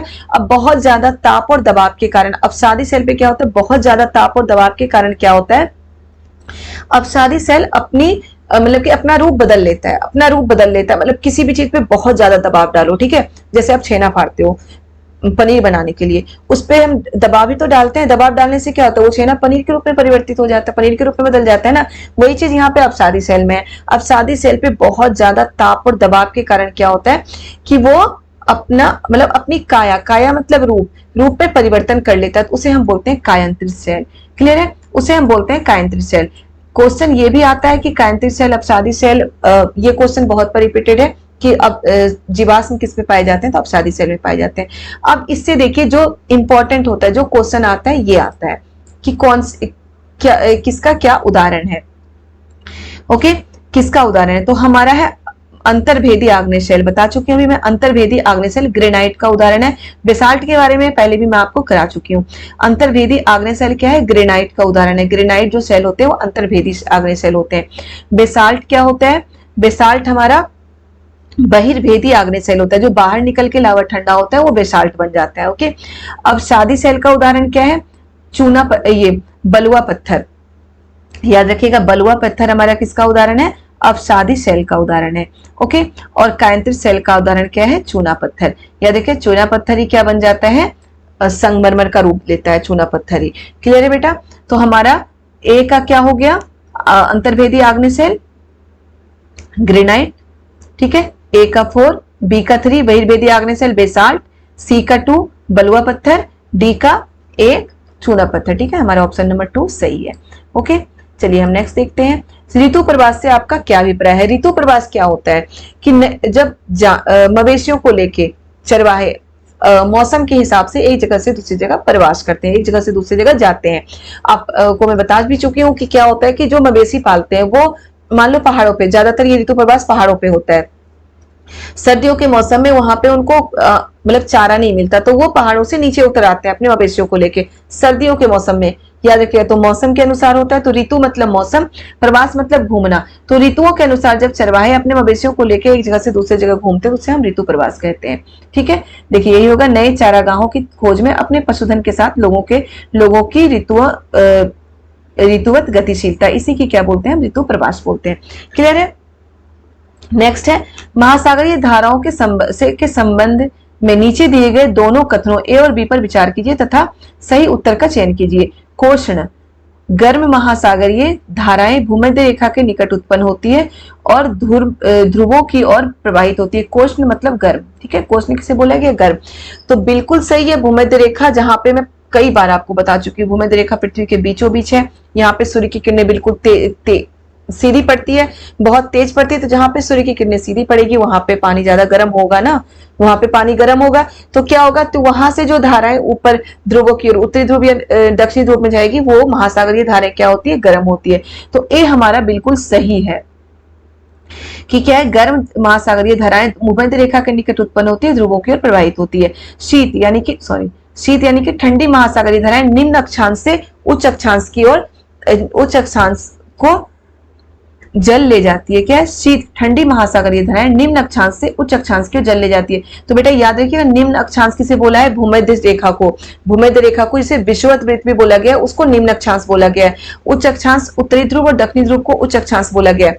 तो शीत धाराएं कहाँ होती है, दक्षिणी ध्रुव और उत्तरी ध्रुव से। अगर ये उत्तरी ध्रुव है या दक्षिणी ध्रुव है, यहाँ से अगर धाराएं नीचे की ओर आएगी तो यहाँ पर जो धाराएं उत्पन्न होती है वो ठंडी महासागरीय धाराएं होती है। तो ये हमारा गलत है, बी हमारा ऑप्शन गलत है। यहाँ पे उल्टा बोला गया है कि निम्न अक्षांश से उच्च अक्षांश। ये भी हमेशा याद रखिएगा, निम्न अक्षांश 0 डिग्री अक्षांश भूमध्य रेखा है, विषुवत वृत्त है। ठीक है, उसको 0 डिग्री अक्षांश भी बोलते हैं, निम्न अक्षांश भी बोलते हैं, भूमध्य रेखा भी बोलते हैं, विषुवत वृत्त भी बोलते हैं। सारे आपको याद रखना है। और उच्च अक्षांश क्या होता है, दक्षिणी ध्रुव और उत्तरी ध्रुव उच्च अक्षांश होता है। तो निम्न अक्षांश और निम्न अक्षांश में क्या होता है, गर्म जलधाराएं उत्पन्न होती है। तो ये हमारा गलत है, तो ए सही है और बी हमारा गलत है। ऑप्शन नंबर 2 हमारा सही है। ओके, अब नेक्स्ट देखते हैं हम क्या है। मैत्री और दक्षिण गंगोत्री नामक भारत के शोध संस्थान निम्नलिखित महाद्वीपों में से कहाँ पे हैं? तो अंटार्कटिका में हमारे मैत्री और गंगोत्री जो दो शोध संस्थान है, मैत्री और दक्षिण गंगोत्री। याद रखिए दक्षिण गंगोत्री अब बर्फ के अंदर दब चुका है और यहाँ पे कोई काम नहीं होता। ओके, मैं आपको पढ़ाते हुए बता चुकी हूँ कि दक्षिण गंगोत्री अब बर्फ के अंदर दब चुका है, वहां पे कोई काम नहीं हो रहा क्योंकि वो बर्फ के अंदर दब चुका है। ये अंटार्कटिका में, अंटार्कटिका में कोई नहीं रहता लेकिन बहुत सारे देशों के शोध संस्थान वहां पे हैं। ओके, नेक्स्ट, भौतिक विशेषताओं के मॉडल प्रकृतियां शिक्षण के लिए सबसे उपयुक्त है। ये एक पेडालॉजी का क्वेश्चन भी है। भौतिक विशेषताओं यानी कि जो हम कौन सा मॉडल है, भौतिक विशेषताओं की मॉडल भूगोल के किस भौतिक विशेषता यानी कि जो पृथ्वी में पहाड़ पठार मैदान है, ठीक है, इसका हम कोई मॉडल बनाए या तो ये किस चीज के लिए उपयोगी है, क्या पढ़ाने के लिए उपयोगी है? इकोनॉमिक्स नहीं, भूगोल। भूगोल पढ़ाने के लिए बिल्कुल उपयोगी है। भूगोल पढ़ाने के लिए, राजनीति विज्ञान यानी कि सिविक्स पढ़ाने के लिए भी नहीं है, इतिहास पढ़ाने के लिए भी नहीं है। सबसे उपयुक्त किसके लिए होगा? भूगोल पढ़ाने के लिए उपयुक्त होगा। भौतिक विशेषताएं यानी कि भौतिक विशेषताएं क्या है? पहाड़ पठार मैदान नदियां, ये सारी भौतिक विशेषताएं होती हैं, तो ये भूगोल पढ़ाने के लिए उपयोगी होती है। नेक्स्ट है, निम्नलिखित में से कौन सा महाद्वीप आकार में सबसे छोटा है? निम्नलिखित दक्षिण अमेरिका, अफ्रीका, यूरोप, ऑस्ट्रेलिया। तो जो हमारा ऑस्ट्रेलिया है बेटा, ये भी मैं मैराथन क्लासेस में आपको करा चुकी हूँ बहुत अच्छे से, तो आप प्लीज जाके देखिए मैराथन क्लास। एक एक दिन आप अब तो बिल्कुल लग जाइए, मतलब जितना टाइम आपके पास है पढ़ाई में लग जाइए, रिवीजन करिए, जाके देखिए, प्रीवियस के क्वेश्चन पेपर करिए, इंपॉर्टेंट क्वेश्चन करिए, सब कर डालिए, सब कुछ कर डालिए और बिल्कुल लग जाइए। और एग्जाम के 2 दिन पहले से बिल्कुल टेंशन फ्री रहना है। ओके, क्योंकि एग्जाम के टाइम हमें ज्यादा टेंशन लेना सही नहीं होता। बिल्कुल पेपर के 1 दिन पहले तो बिल्कुल भी टेंशन नहीं लेना, बस सोच के चलिए कि हमें सारा कुछ याद है। ओके, क्योंकि 1 दिन पहले सब पढ़ के भी हम कितना पढ़ सकते हैं, इसलिए पढ़िए। ये नहीं कि 1 दिन पहले छोड़ के हम घूमने निकल जाएं, बिल्कुल नहीं, हमें जरूर देखना है, 1 दिन पहले रिवीजन करना है, लेकिन बिल्कुल टेंशन फ्री होके। इतना मत कोई नया चीज तो बिल्कुल नहीं पढ़ना। याद रखिएगा एग्जाम के 2-3 दिन पहले से कोई नया चीज बिल्कुल भी मत पढ़िएगा, वरना बहुत ज्यादा प्रेशर बन जाता है हमारे ऊपर, बहुत ज्यादा टेंशन हो जाएगी कि अरे हमें तो कुछ आ ही नहीं रहा। इसलिए नया चीज बिल्कुल नहीं पढ़ना। जो नई चीजें पढ़नी है अब पढ़िए, अभी पढ़िए। ओके, तो चलिए क्या है, निम्नलिखित में से कौन सा महाद्वीप आकार में सबसे छोटा है? तो ऑस्ट्रेलिया। या देखिए जो ऑस्ट्रेलिया है वो आकार में सबसे छोटा है और इसको द्वीपीय महाद्वीप भी बोलते हैं। द्वीपीय महाद्वीप इसलिए बोलते हैं ऑस्ट्रेलिया को क्योंकि ये चारों तरफ से पानी से घिरा हुआ है, इसलिए इसको द्वीपीय महाद्वीप बोलते हैं। क्लियर है बेटा? दक्षिण अमेरिका, अफ्रीका, यूरोप, ये सारा मैं आपको बता चुकी हूँ वीडियो में, तो वहां जाके आप जरूर सर्च कर लें। ओके, देखिए क्या है, स्थल का एक सकरा भाग। स्थल का क्या है? एक सकरा भाग जो 2 बड़े स्थलीय भागों को एक दूसरे से जोड़ता है, उसे क्या कहते हैं? स्थल का एक सकरा भाग। मान लो कि 2 महाद्वीप है, ओके, उसको एक जमीन से जोड़ता है। ओके, जैसे कि दक्षिणी अमेरिका और उत्तरी अमेरिका, इनको एक सकरा भाग जोड़ता है। कौन सा वो भाग है? आप उसका नाम मुझे बताएंगे। मैं आपको बता चुकी हूँ, जब मैं आपको कराई हूँ, अभी जो मैराथन की क्लासेस मैंने ली थी उसमें मैं आपको बता चुकी हूँ कि दक्षिणी अमेरिका और उत्तरी अमेरिका को जोड़ने वाला स्थल संधि का नाम क्या है। तो मुझे प्लीज आप जरूर कमेंट में बताइए कि दक्षिणी अमेरिका और उत्तरी अमेरिका को जोड़ने वाले स्थल संधि का नाम क्या है। बेटा आप अगर कमेंट में आंसर दीजिएगा, मैं बार बार बोलती हूँ, तभी आप अच्छे से, मतलब कि प्रिपरेशन तो मुझे पता है आपका बहुत अच्छे से हो रहा है और होना भी चाहिए, लेकिन आपको कमेंट में आंसर भी देती रहना है। ओके, तो जो है ना स्थल का एक सकरा भाग जो 2 बड़े स्थलों को एक दूसरे से जोड़ता है, उसे क्या कहते हैं? उसे स्थल संधि कहते हैं। याद रखिएगा, स्थल का एक सकरा भाग जो 2 स्थलों को जोड़ता है उसे क्या कहते हैं? स्थल संधि कहते हैं। ओके, सकरा भाग स्थल का, जमीन से जब कोई 2 क्षेत्र जुड़ता है उसे स्थल कहते हैं। द्वीप जो चारों तरफ समुद्र से घिरा होता है, खाड़ी नदियों के किनारे को खाड़ी। जल संधि जब जलीय क्षेत्र, कोई जलीय भाग 2 स्थलों को जोड़ता है, जैसे कि ये इंडिया और श्रीलंका, इसको जल संधि कहते हैं ना, तो उसको क्या है? पाक जल संधि। याद रखिए, इंडिया और श्रीलंका को जोड़ने वाला क्या है? पाक जल संधि। तो ये जल संधि है, इसलिए इसको क्या बोला गया है? पाक जल संधि। ओके, तो जल संधि क्या होता है? जब जलीय भाग एक दूसरे को जोड़ता है। क्लियर है ये? चलिए नेक्स्ट देखते हैं। विशेष रूप से निम्नलिखित टैंकों और तालाबों में मछली का प्रजनन कहलाता है। विशेष रूप से निर्मित टैंकों और तालाबों में मछली का प्रजनन क्या कहलाता है? PC culture. ये क्वेश्चन आ चुका है बेटा कई बार। पीसी कल्चर क्या होता है? तालाबों में मछली पालन, यानी कि जब मछली पालन हम व्यापार के लिए करते हैं तालाबों में या टैंकों में, तो उसे क्या कहते हैं? पीसीकल्चर। विटीकल्चर, हॉर्टिकल्चर, सेरिकल्चर में करा चुकी हूं, आपको डिटेल से करा चुकी हूं, तो प्लीज इसके बारे में भी आप मुझे कमेंट में बताएंगे। ये क्वेश्चन मैं रिपीट कर रही हूँ आपसे दोबारा, क्योंकि ये पहले के भी वीडियो में मैं आपको पूछ चुकी हूँ कि विटीकल्चर, हॉर्टिकल्चर, सेरिकल्चर क्या है, आपने नहीं बताया था। तो अब आप मुझे कमेंट में जरूर बताएंगे विटीकल्चर क्या होता है, हॉर्टिकल्चर क्या होता है, सेरिकल्चर क्या होता है, मत्स्य पालन क्या है, पीसीकल्चर। ओके, नेक्स्ट देखते हैं। निम्नलिखित में से कौन सा ऊर्जा का गैर परंपरागत स्रोत है? अब परंपरागत स्रोत और गैर परंपरागत स्रोत पहले हम समझते हैं। परंपरागत स्रोत क्या होता है? जो परंपरा का मतलब क्या होता है? जो चला आ रहा है उसे परंपरा कहते हैं ना। तो परंपरागत स्रोत क्या होता है? जो बहुत पहले से हम इस्तेमाल कर रहे हैं, ऊर्जा के वैसे साधन जो हम बहुत दिनों से इस्तेमाल कर रहे हैं उसे हम परंपरागत स्रोत बोलते हैं। जैसे कोयला, लकड़ी, ये सब क्या होता है? परंपरागत स्रोत का उदाहरण है। ईंधन, प्राकृतिक गैस, ये सब परंपरागत स्रोत का उदाहरण है। गैर परंपरागत स्रोत क्या होता है? जिसे अब नया नया इस्तेमाल कर रहे हो, सौर ऊर्जा, पवन ऊर्जा, ज्वारीय ऊर्जा, ये सारे क्या है? गैर परंपरागत स्रोत के उदाहरण है।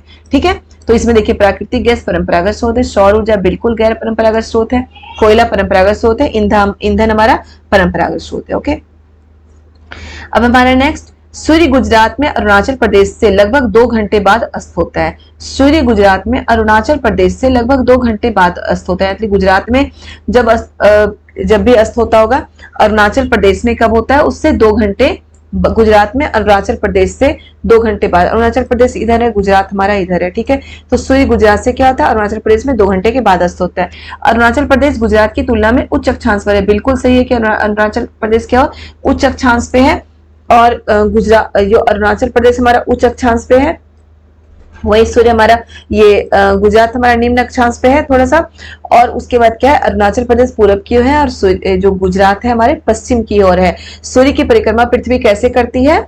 पश्चिम से पूरब की ओर नहीं, पूरब से पश्चिम की ओर नहीं, बल्कि पश्चिम से पूरब की ओर करती है। हमेशा याद रखिएगा, सूर्य की परिक्रमा पृथ्वी कैसे करती है? पश्चिम से पूरब की ओर। इसीलिए क्या होता है कि पश्चिम से पूरब की ओर करने के कारण ही क्या है कि पूरब में 2 घंटे पूरब आगे चलता है। ठीक है, पूरब में जो होता है, जो भी देश पूरब की ओर होंगे वो 2 घंटे आगे चलेंगे। इसीलिए क्या होता है? अरुणाचल प्रदेश 2 घंटे आगे नहीं, 2 घंटे नहीं, मतलब टाइम आगे चलता है। ओके, 2 घंटे तो मैं यहाँ से मेरे ध्यान आ गया, 2 घंटे आगे नहीं चलता कि पूरब की ओर टाइम आगे होता है, पश्चिम की ओर टाइम पीछे होता है। मैं आपको बता चुकी हूँ, जब टाइम निकालना होता है, जो ग्रीनविच है उससे अगर हम पश्चिम की ओर जाएंगे तो हर 1 डिग्री पे 4 मिनट का अंतर होता है।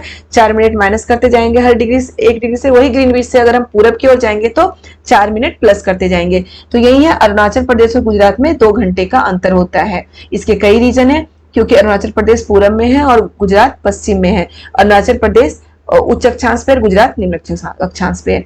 दोनों ही सही है, लेकिन दोनों में क्या है कि कोई किसी की को स्पष्ट नहीं कर रहा।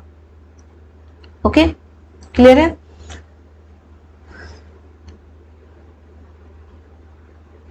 ये दोनों ही सही है, लेकिन अब ये जो सूर्य का अस्त होने का ये चीज मैं थोड़ा सा आपको नहीं समझा पाई कि उच्च अक्षांश और निम्न अक्षांश के कारण टाइम में अंतर नहीं होता। ओके, उच्च अक्षांश और निम्न अक्षांश पूरब और पश्चिम के कारण, क्योंकि अरुणाचल प्रदेश पूरब में है और गुजरात हमारा पश्चिम में है, इस कारण टाइम में अंतर है, जो मैं आपको बता चुकी हूँ अभी। और ये उच्च अक्षांश पे और निम्न अक्षांश पे तो है, ये सही है, लेकिन इसके कारण उनके टाइम में अंतर नहीं है। ओके, नेक्स्ट, भूगोल की वह शाखा जो विशिष्ट मानव जनसंख्या की संरचना के विषय में संबंधित है कहलाती है। भूगोल की वह शाखा जो विशिष्ट मानव जनसंख्या, मतलब कोई विशेष मानव जनसंख्या की संरचना के विषय में होता है, वो क्या कहलाती है? सांख्यिकी, जनसांख्यिकी, यानी कि जनता के बारे में बताना। जैव भूगोल नहीं, मानव भूगोल नहीं, नगरीय भूगोल नहीं, जनसांख्यिकी कहते हैं, यानी कि जनता के बारे में बताना। क्या है हमारा? अधिकांश दुर्गम क्षेत्रों में और आपदाओं के समय लोगों को बचाने और भोजन, जल, कपड़े एवं दवाओं को वितरित करने के लिए यातायात का कौन सा साधन बेहद उपयोगी है? याद रखिएगा, अधिकांश दुर्गम क्षेत्र में, यानी कि दुर्गम क्षेत्रों में जहां कोई आपदा होती है, वहां पे आप टीवी में हमेशा देखते हैं, जब दुर्गम क्षेत्रों में आपदा होती है तो उन्हें भोजन पहुंचाया जाता है। वैसे लोगों को कैसे पहुंचाया जाता है भोजन? हेलीकॉप्टर के थ्रू। तो यही याद रखिएगा, जो हमारा वायु मार्ग है, वायु मार्ग सबसे महत्वपूर्ण है। वायु मार्ग साधन सबसे बेहद उपयोगी साधन माना जाता है वायु मार्ग को आपदाओं के समय दुर्गम क्षेत्रों में जाने के लिए, क्योंकि जहां पर कोई बाढ़ आ गया, भूकंप आ गया, वहां पे ट्रेन से या गाड़ी से तो हम जा नहीं सकते, वायु मार्ग से मतलब हवा के थ्रू ही जा सकते हैं ना, तो हेलीकॉप्टर से वहां पर पहुंचाया जाता है। बाकी ये सारे मैं आपको करा चुकी हूँ, आपको जाके वीडियो में जरूर सर्च करना है। नेक्स्ट है, जब नदी मैदान में प्रवेश करती है तो ये मुड़ जाती है और बड़े मोड़ बनाकर बहती है, इसे क्या कहते हैं? विसर्प कहते हैं। बेटा याद रखिएगा, जब नदी मैदान में प्रवेश करती है, जब नदी मैदान में प्रवेश करती है वो मुड़ जाती है और बड़े मोड़ बनाती है। यानी कि जब नदी मैदान में प्रवेश करती है तो इस तरह के मोड़ बनाती है, ठीक है, बड़े मोड़ बनाती है, बहुत इस तरह के मोड़ बनाती थी। इस मोड़ को क्या बोलते हैं? विसर्प। यानी कि सांप के तरह, सांप ऐसे ऐसे चलते हैं ना, सांप की तरह मोड़ बनाती है। विसर्प याद रखिए, सर्प मतलब सांप, तो सांप की तरफ मोड़ बनाती है, उसे विसर्प कहते हैं। चाप झील किसे कहते हैं? चाप झील भी एक दिया गया है। जैसे कि नदी ऐसे मुड़ती है ना, मान लो ऐसे मुड़ के इधर चली गई ऐसे, फिर यहाँ से धीरे धीरे फिर नदी का क्या होता है, ये जो नदी की धारा होती है यहाँ से कट के इधर आ जाती है, तो यहाँ पे झील बन जाता है, पानी जमा रह जाता है, नदी का पानी बहुत गहराई में वहां पे जमा रह जाता है, उसे ही क्या बोलते हैं? चाप झील। ठीक है। तटबंध, जो तटीय इलाके होते हैं उसे तटबंध करते हैं। बाढ़ का मैदान, जहां पे बार बार बाढ़ हो और वहां के मैदान बहुत उपजाऊ हो जाता है, वो गाद जो मिट्टी उट्टी लेके आती है ना नदियां पानी, वो उसे ही बाढ़ का मैदान कहते हैं। क्लियर है? नेक्स्ट देखिए, दिए गए आरेख में सूर्य, पृथ्वी और चंद्रमा की स्थिति को ध्यान से देखिए और बताइए कि यह दर्शाता है। सूर्य, पृथ्वी और चंद्रमा, ठीक है, ये क्या दिखा रहा है? चंद्र ग्रहण। चंद्र ग्रहण तो हो ही नहीं सकता। चंद्र ग्रहण कब होता है? जब ये मतलब कि चंद्र ग्रहण तब होगा जब पृथ्वी से, मतलब कि चंद्रमा हमारा यहाँ पे हो, ठीक है, चंद्रमा हमारा यहाँ पे हो और मतलब चंद्रमा और पृथ्वी के बीच में सूर्य हो, तब ये अगर सिचुएशन होता कि चंद्रमा यहाँ पे होता तो चंद्र ग्रहण कहलाता। बृहद ज्वार भाटा बिल्कुल सही है, ये सॉरी सही नहीं है। बृहद ज्वार भाटा कब होता है? जब चंद्रमा हमारा यहाँ पे होगा। ओके, जब चंद्रमा यहाँ पे होगा तो दोनों तरफ से पृथ्वी पर मतलब कि दोनों की गुरुत्वाकर्षण बल पृथ्वी के समुद्र के जल को एक साथ खींचती है, तो उसे बृहद ज्वार भाटा कहते हैं। याद रखिएगा, मैं आपको बता इसलिए रही हूँ बेटा ऐसे बना के, क्योंकि ये भी क्वेश्चन आ सकता है इस बार ये आ जाए, चंद्रमा को यहाँ कर दे, सूर्य को यहाँ, पृथ्वी को यहाँ, तो जब एक सीध में तीनों होंगे ऐसे, एक साइड चंद्रमा एक साइड सूर्य और बीच में पृथ्वी, तो बृहद ज्वार भाटा आता है। मतलब ज्वार भाटा क्या होता है? समुद्र के जल का नियम से 2 बार उठना गिरना ज्वार भाटा होता है। और ये होता क्यों है? ज्वार भाटा सूर्य और चंद्रमा के गुरुत्वाकर्षण बल के कारण, वो अपने गुरुत्वाकर्षण बल के कारण पृथ्वी के जल को, समुद्र के जल को अपनी ओर खींचती है, जिसके कारण ज्वार भाटा आता है। ओके, जब तीनों इस तरह एक सीध में होता है, पृथ्वी बीच में, एक तरफ चंद्रमा एक तरफ सूर्य, तो क्या होता है? बृहद ज्वार भाटा आता है। ओके, मतलब बहुत ही बड़ा ज्वार भाटा होता है। लघु ज्वार भाटा बिल्कुल सही है, क्योंकि एक तरफ तो इधर जा रही है, मतलब कि इधर से खींचे, दूसरे दिशा में चंद्रमा दूसरी दिशा में अपना बल लगा रही है, सूर्य दूसरी दिशा में, तो ये लघु ज्वार भाटा का उदाहरण है। अब चौथा हमारा सूर्य ग्रहण। सूर्य ग्रहण कब होगा? सूर्य ग्रहण जब चंद्रमा हमारे यहाँ पे हो जाएगी ना, सूर्य और पृथ्वी के बीच में, तब सूर्य ग्रहण हो जाता है। ठीक है, क्लियर है? सारी चीजें क्लियर हो गई। चंद्र ग्रहण, बृहद ज्वार भाटा, लघु ज्वार भाटा, सूर्य ग्रहण, सारी चीजें आपकी क्लियर हो गई है। अब ये देखते हैं, पृथ्वी की विभिन्न परतों को क्रम में आंतरिक से बाहरीतम परत तक पहचानिए। जो पृथ्वी की विभिन्न परत है, क्रम में देखना है। ठीक है, सबसे ऊपर प्रपटी है, उसके बाद क्या होता है? मेंटल, फिर सबसे अंदर होता है क्रोड। याद रखिएगा, बाहरी क्रोड फिर आंतरिक क्रोड। तो ये तो मैं ऊपर से अंदर की ओर बोल रही हूँ ना, इसमें क्या है? आंतरिक से बाहरीतम, मतलब अंदर से बाहर की ओर। मैंने आपको उल्टा बताया, याद रखिएगा, सबसे ऊपर प्रपटी फिर क्रोड, फिर सॉरी, सबसे ऊपर प्रपटी फिर मेंटल फिर बाहरी क्रोड आंतरिक क्रोड, सबसे ऊपर से अंदर। अब हमें क्या बताना है इसमें? अंदर से बाहर, तो क्या होगा? सबसे अंदर क्या होगा? आंतरिक क्रोड। ठीक है, ये भी आंतरिक क्रोड है। उसके बाद क्या होना चाहिए हमारा? बाहरी क्रोड। ठीक है, लेकिन इसमें प्रपटी आ गया, तो हम सबसे पहले देखेंगे ना आंतरिक क्रोड इन दोनों में, इसके बाद क्या आ गया? प्रपटी आ गया, तो ये गलत हो गया। अब फिर से हम देखते हैं, आंतरिक क्रोड, बाहरी क्रोड, मेंटल, प्रपटी, बिल्कुल सही है। आंतरिक क्रोड सबसे अंदर, ये हमारा क्या है? आंतरिक क्रोड, बाहरी क्रोड, मेंटल, प्रपटी, तो ये होते हैं पृथ्वी की परतें। क्लियर है बेटा? प्रपटी पे हम रहते हैं, सबसे पहला पतला जो परत है वो प्रपटी है, सब उसके बाद जो होता है, उसके बाद मेंटल होता है, सबसे मोटा परत क्या होता है? क्रोड का। देख रहे हैं, क्रोड का सबसे चौड़ाई दिखा रहा है, आंतरिक और बाहरी क्रोड मिला के सबसे चौड़ा परत होता है। आगे देखते हैं हम, वात दिग्दर्शी का प्रयोग क्या मापने के लिए किया जाता है? वात मतलब वायु, दिग्दर्शी मतलब दिशा, वायु की दिशा मापने के लिए किया जाता है। क्लियर है? वात दिग्दर्शी यानी कि वायु की दिशा मापने के लिए किया जा रहा है। वात दिग्दर्शी नाम से क्लियर हो जाएगा बेटा, बिल्कुल नाम से याद रखिएगा, वात दिग्दर्शी यानी कि वायु की दिशा नापने के लिए किया जाता है। ओके, उसके बाद हमारा नेक्स्ट है कि निम्नलिखित में से कौन सा महाद्वीप आकार में सबसे छोटा है? ये मैं ऊपर करा चुकी, ये क्वेश्चन हमारा दोबारा आ गया। तो निम्नलिखित में कौन सा महाद्वीप आकार में सबसे छोटा है? सॉरी, कोई बात नहीं, रिवीजन वर्क है, आप करिए, है ना। आप मुझे बताएंगे कौन सा महाद्वीप आकार में सबसे छोटा है। तो बेटा ये सारे क्वेश्चन मैं आपको करा चुकी हूँ, बहुत ही इंपॉर्टेंट क्वेश्चन है।